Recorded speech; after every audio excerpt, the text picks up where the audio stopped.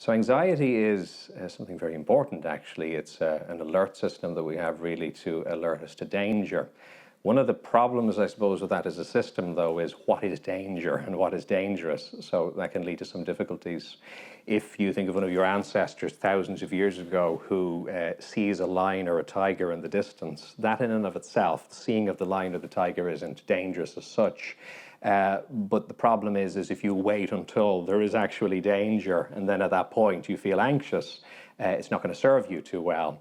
So one of the things that anxiety is associated with is the release of certain hormones in the body, and adrenaline is one of the most famous ones, one of the most relevant ones. That's that fight or flight response, so that you can quickly get up and get out of there. But the problem is, if it is actual danger, like the lion or the tiger getting us in olden times, that activates it, it's too late and it's useless really. We don't have time to run or to fight or to escape. So the problem is we're pretty good at preempting things. And the difficulty with that is we can have anxiety triggered by circumstances that turn out not to be problems, or that we just imagine might be. And that's kind of the problem.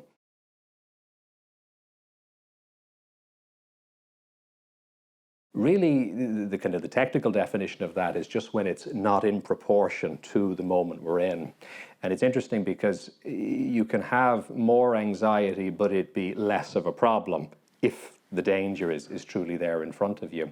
Because if you're responding to real danger, you're burning up that adrenaline in your system. You're getting out of danger and you're taking action, and all of that uses up the adrenaline. But the problem is if we're there in a moment where we're anticipating danger and it isn't there, that leads to anxiety. And the problem with sustained anxiety is anxiety itself can cause anxiety. And then, of course, what do you do with that? So it's very easy to get quite trapped in it.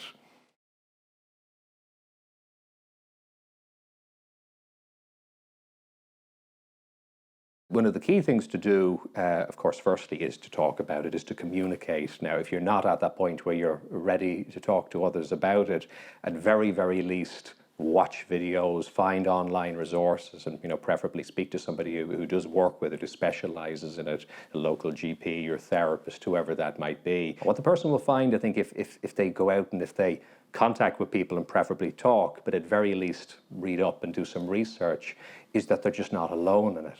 It is normal. It is a part of what it is to be human. But like a lot of things, there's better and worse ways of handling it. So that point of contact is the first thing.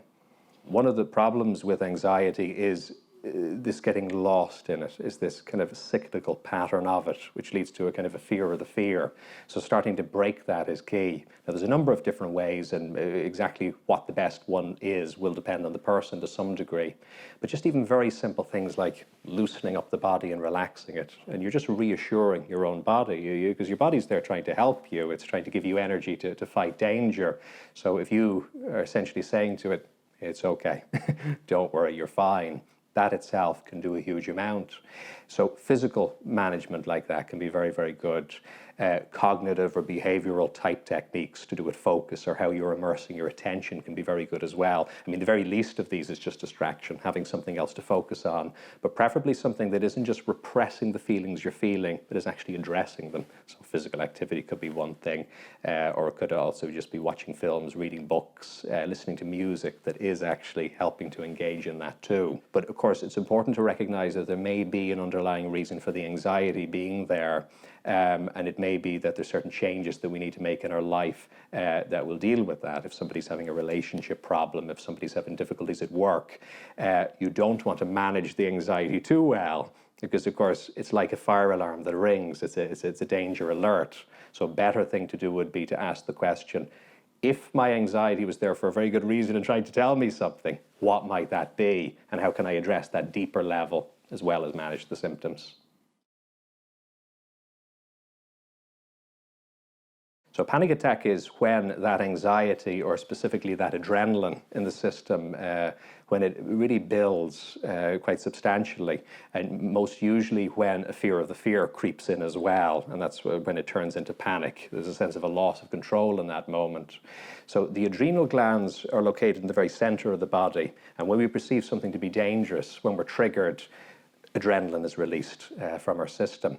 Now, if there's real danger, again, not a problem, because you're going to burn that up and it's going to be okay. But of course, sometimes we don't need to be strong. Sometimes there's nothing to fight or run from, or it wouldn't be appropriate anyway. So when we are triggering, a sense of danger is triggering us, but the problem is there's no outlet for that, then the adrenaline can mount in the system somewhat. It can just continue to build or to escalate. And so you get various symptoms like shortness of breath, sweaty palms, shakiness, etc. So they're not actually wrong, these symptoms, but they're just unsuitable for the moment you're in. So that's essentially what a panic attack is.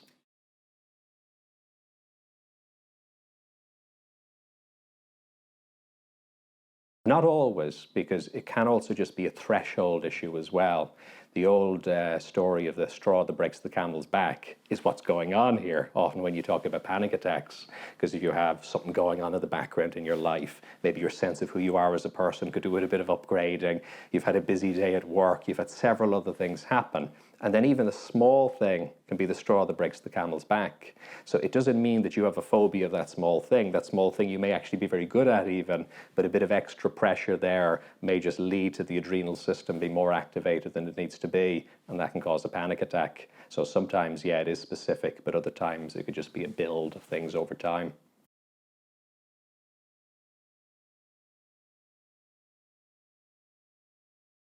Well, in the very midst of having a panic attack, it's important to remember that the ability to think creatively and learn and step outside yourself is actually being inhibited on that moment by the panic attack. So the thing probably not to aim too much to do in the middle of a panic attack or just around it is to do too much teaching or instruction in that moment, but certainly de-escalating it, relaxation, reassurance, support, things like that in that moment are very, very good, but very, very simple things. Obviously, if there is a particular trigger for the panic attack and that's known, well, then obviously creating some distance from that will be good. For example, in the case of a phobia, somebody has a fear of spiders, get rid of the spider from the room would be an obvious thing to do, and the same with anything else. If it's something that's more escalating over time, that reassurance is going to help balance the system again and bring back a better sense of ease. Deep, relaxed breathing, things like that, or just a bit of reassurance, or even just demonstrating some calmness yourself to the other person. But of course, if it's something that's an accumulation of stressors in their life that is leading then to this trigger happening in that moment, often there isn't a lot that can be done in that moment with that. But of course, afterwards then, there may be time to say, listen, how are you? You know, is there maybe something that I can help you with, or any assistance that I can help you with to make sure that this isn't continuing to happen?